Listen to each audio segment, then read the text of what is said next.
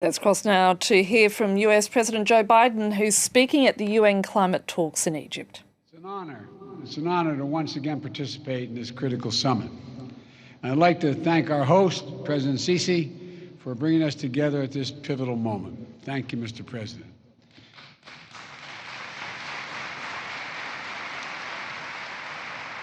Let me start by acknowledging that this day is a day of commemoration at home in the United States. It's Veterans Day.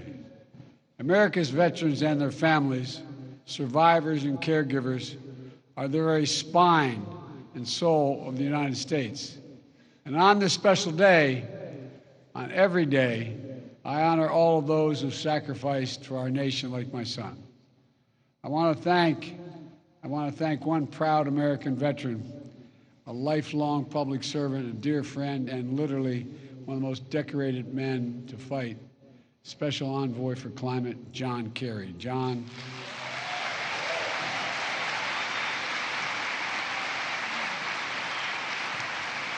your commitment, your passion, your diplomatic expertise have been absolutely critical to delivering incredible progress on climate issues over the past 2 years. And I thank you, pal. I thank you for being my friend. Here in Egypt, the Great Pyramids and the ancient artifacts stand as testament to millennia of human ingenuity. We see our mission to avert climate catastrophe and seize a new clean energy economy not only as an imperative for our present and future, but through the eyes of history.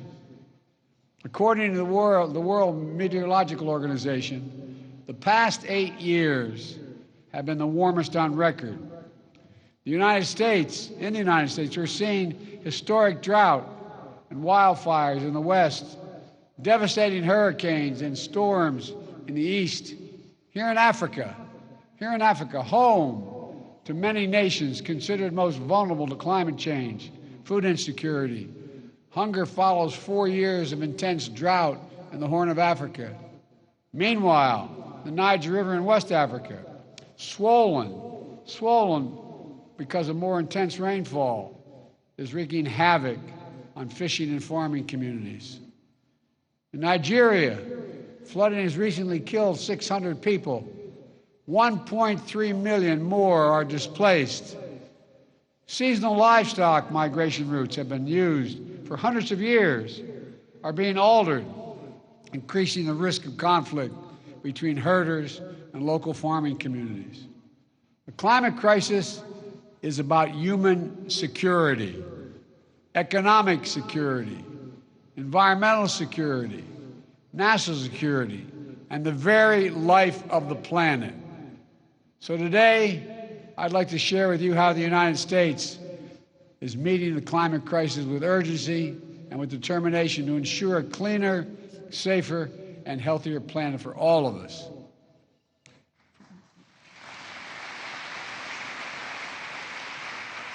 From my first days in office, my administration has led with a bold agenda to address the climate crisis and increase energy security at home and around the world. We immediately rejoined the Paris Agreement. We convened major climate summits and reestablished. I apologize whoever pulled out of the agreement. We established major economies forum to spur countries around the world to raise their climate ambitions.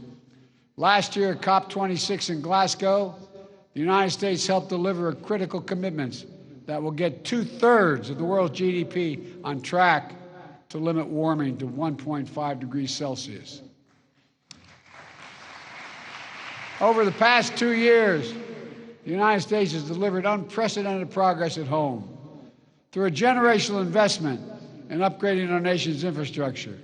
We're making our power grid better able to transmit clean energy, expanding public transit and rail, building nationwide network of electric vehicle charging stations, over 50,000. And this summer, the United States Congress passed, and I signed into law my proposal for the biggest, most important climate bill in the history of our country, the Inflation Reduction Act.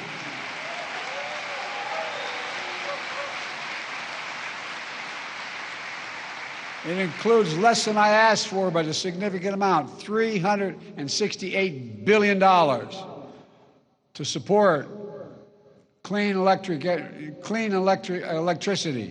everything from offshore wind to distributed solar, zero emissions vehicles and sustainable aviation fuels, more efficient electrified buildings, cleaner industrial processes and manufacturing, climate-smart agriculture and forestry, and more. Look, our Department of Energy estimates that the new law will reduce emissions in the United States by about 1 billion tons in 2030, while unleashing a new era of clean energy-powered economic growth. Our investments in technology, from electric batteries to hydrogen, are going to spark a cycle of innovation that will reduce the cost and improve the performance of clean energy technology that will be available to nations worldwide, not just the United States. We're going to help make the transition to a low-carbon future more affordable for everyone, accelerate decarbonation beyond our borders. In fact, the International Energy Agency recently concluded that our significant climate investment will, quote, help turbocharge the emerging global clean energy economy. I was reading their quote, sorry. It's going to shift the paradigm for the United States and the entire world. We also ratified the Kigali Amendment to rally the world in phasing down the production and consumption of HFCs, greenhouse gases, that are thousands of times more damaging than carbon dioxide. And just yesterday, the United States became the first government to require that our major federal suppliers disclose their emissions and climate risk and set targets for themselves that are aligned with the Paris Agreement.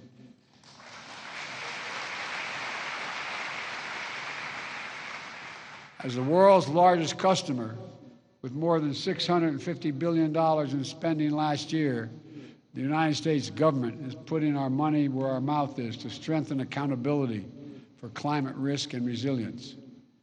These critical steps are already locking in vital investments in our infrastructure, delivering lower costs for clean energy, spurring good-paying union jobs for American workers, and advancing environmental justice in our communities. Folks,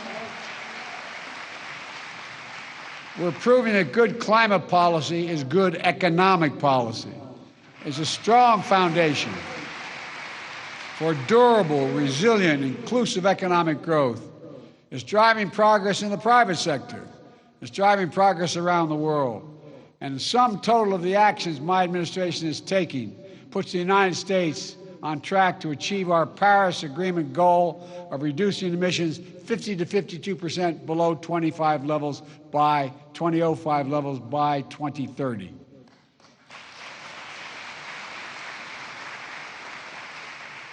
Let me just take a moment to emphasize how meaningful it is that I can say that. I introduced the first piece of climate legislation in the United States Senate way back in 1986, 36 years ago. My commitment to this issue has been unwavering. Today, finally, thanks to the actions we've taken, I can stand here as President of the United States of America and say with confidence, the United States of America will meet our emissions targets by 2030.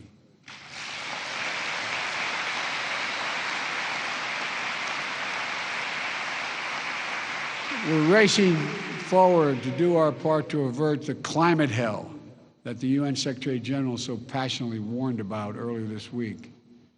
We're not ignoring harbingers that are already here. It's true, so many disasters. Climate crisis is hitting hardest those countries and communities that have the fewest resources to respond and to recover. And that's why last year I committed to work with our Congress to quadruple U.S. support to climate finance and provide $11 billion annually by 2024, including $3 billion for adaptation. That's why the Fund Emergency Plan for Adaptation and Resilience, PREPARE we call it, to help more than 500 million people in developing countries respond to climate change. We're already requested more than $2 billion for the Prepare this year. I'm going to fight to see that this and our other climate objectives are fully funded. Today, as a down payment, we're announcing more than $150 million in initiatives that specifically support Prepare's adaptation efforts throughout Africa, including Adaptation in Africa, effort that Egypt and the United States launched together in June. This includes support for expanding early warning systems to help cover Africa, broadening access to climate finance, providing disaster risk protection, strengthening food security, mobilizing the private sector, and supporting new training center in Egypt to accelerate adaptation across the efforts all across the continent. My administration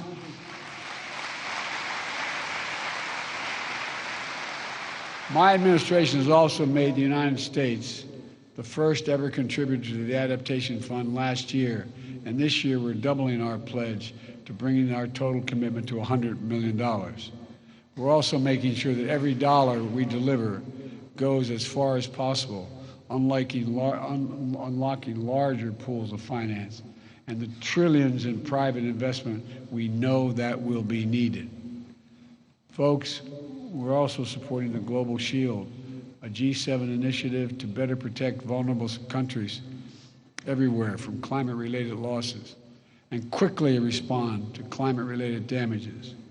And the G7-led Partnership for Global Infrastructure and Investment is working to meet the critical infrastructure needs in low and middle-income countries with specific focus on climate. The project we're facilitating is built on transparency, partnership, the protections for workers and the environment. One of the many projects already underway is a partnership between American firms and the government of Angola to invest $2 billion building new solar projects in Angola. And like everywhere in the world, climate adaptation in Africa is working toward energy transmissions that's just, means creating good jobs, spurring inclusive economic growth, and leaving no one behind as we implement the Sustainable Development Goals. Folks, now I know this has been a difficult few years. The interconnected challenges we face can feel all-consuming. And the upheaval we're seeing around the world, especially Russia's brutal attack against Ukraine, is exacerbating food shortages and energy spikes in cost, increasing volatility in those energy markets, driving up global inflation. Against this backdrop, it's more urgent than ever that we double down on our climate commitments. Russia's war only enhances the urgency of the need to transition the world off its dependence on fossil fuels. True energy security means that every nation is benefiting from clean, diversified energy future. No action can be taken without a nation understanding that it can use energy as a weapon and hold the global economy hostage. It must stop. And so this gathering must be the moment to recommit our future and our shared capacity to write a better story for the world. Let's build on our global climate progress, raising both our ambitions and the speed of our efforts. The science is devastatingly clear. We have to make vital progress by the end of this decade. And that's why the United States is rallying the world around climate game changers. I launched one such game changer last year in the European Commission President von der Leyen, the Global Methane Pledge. We started it with the EU and 8 other countries. In Glasgow, it grew to more than 100 countries. Now more than 130 countries have signed on to covering more than half of the global methane emissions. Methane is 80 times more potent than carbon, and it accounts for nearly half of the net warming we're experiencing now. So cutting methane by at least 30% by 2030 can be our best chance to keep within reach of 1.5 degrees Celsius target.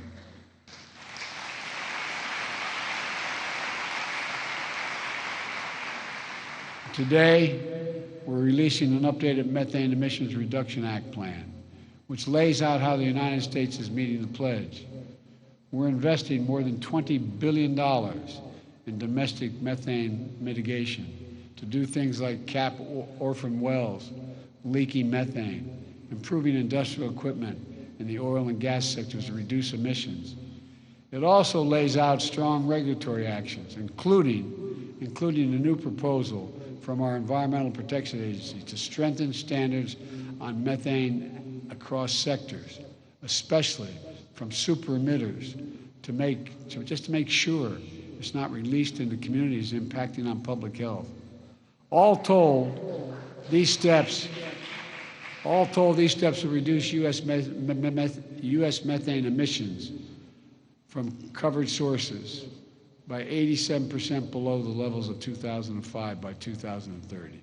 Folks, another game changer is conserving our natural environment, whether it's the Congo Basin's forests and peatlands here in Africa, or the Amazon Basin in South America, or forest, wetlands, grasslands in the United States. Preserving nature is one of the most impactful climate solutions we have.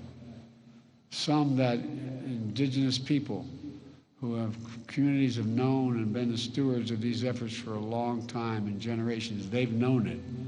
Here at COP27, we are co-chairing Forest and Climate Partnership to deliver real rapid strides to halt deforestation. The best part is we don't have to develop any new technologies. We just have to make clear forests are more valuable when they're preserved than when they're destroyed. It's that basic.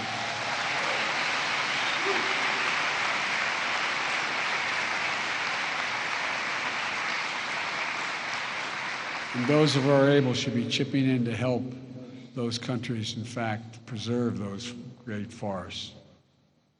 We're bringing together partners across the public and private sector and philanthropic sectors to put the healthy ecosystem at the heart of healthy economies. This is it's going to take all of us. It's going to take all of us. We need to harness our capacity to tackle emissions in economic sectors like international shipping. If the shipping sector were a standalone economy, it would rank as the 10th largest emitter in the world. So together with Norway, the United States has launched the Green Shipping Challenge. During this COP, we've seen dozens of commitments from governments as well as ports and private companies to facilitate green shipping corridors and align the sector with the 1.5-degree goal. If we can accelerate actions on these game changers, we can reach our goal. We can keep it within reach as well. But to permanently bend the emissions curve, every nation needs to step up. At this gathering, we must renew and raise our climate ambitions. The United States is acting. Everyone has to act. It's a duty and responsibility of global leadership. Countries that are in a position to help should be supporting developing countries so they can make decisive climate decisions, facilitating their energy transitions, building a path to prosperity and compatible with our climate imperative. If countries can finance coal in developing countries, there's no reason why we can't finance clean energy in developing countries.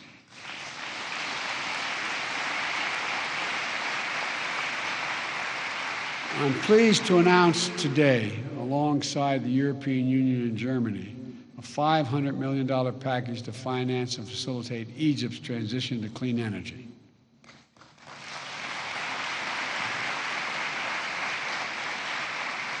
This package will enable Egypt to deploy 10 gigawatts of renewable energy by 2030, while bringing offline 5 gigawatts of inefficient gas-powered facilities, reducing emissions in Egypt and power sector by 10%. We will also work with Egypt to capture nearly 14 billion cubic meters of natural gas, which Egypt currently flares, vents, or leaks from its oil and gas operations. And because of this cooperation, Egypt is elevating its climate ambition and submitting enhanced national determination contributions. If we're going to win this fight, every major emitter nation needs to align with the 1.5 degrees.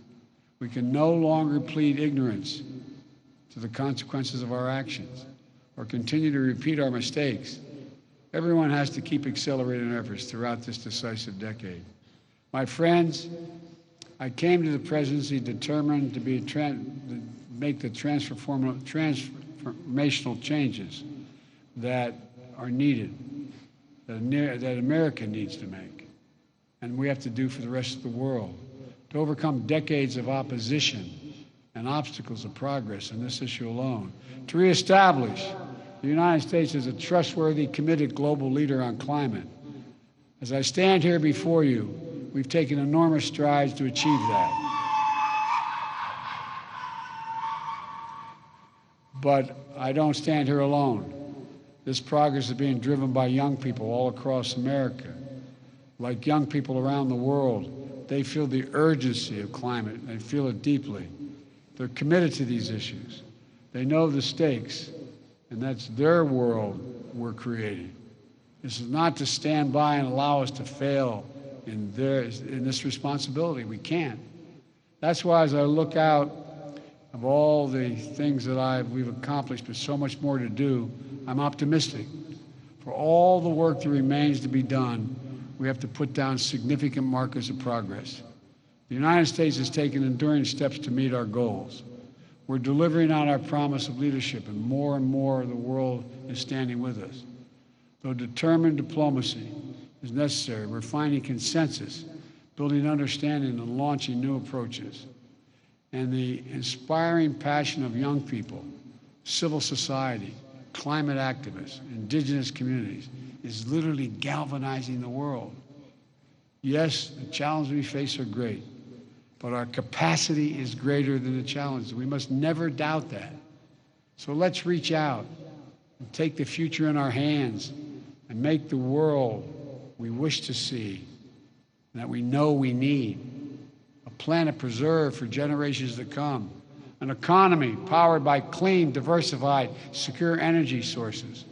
Opportunities unlocked through innovation and cooperation to deliver equitable, more prosperous, and more stable, and more just world for our children. That's why we're here. That is what we're working toward. And we can do it together, I am confident. Thank you, thank you, thank you. May God bless you all.